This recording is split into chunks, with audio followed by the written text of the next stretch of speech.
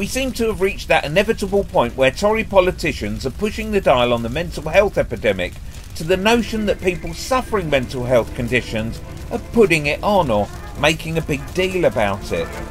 Before men learned how to control fire and put it to work, it was man's greatest enemy. In much the same way, your emotions can be your own greatest enemy.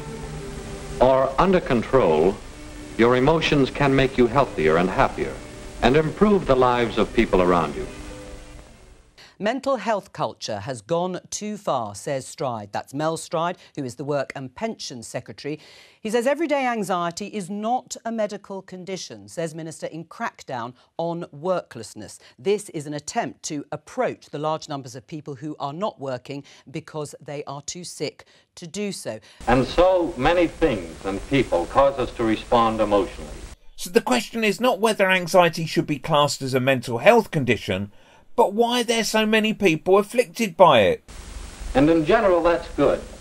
For there are many factors involved in a personality. And a balance of emotions is important to a well-rounded personality.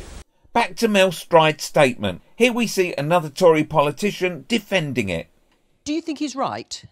I do think he's right. I think this is very serious in terms of the long-term health of the UK economy and our capacity to deliver public services.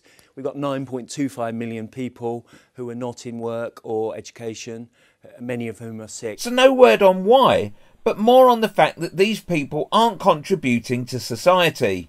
And I think the most striking point that Mel Stride made was that 94% of people who go into a doctor, a GP, who say they have a mental health issue, within 7 minutes they are prescribed with drugs and the doctor says, you have a mental health problem, here are the drugs, and signs them off. The reason being, this is the quickest way to treat a patient, as there just isn't the facilities on hand to help. Waiting lists for therapists are months long, and any other alternative just isn't being pushed.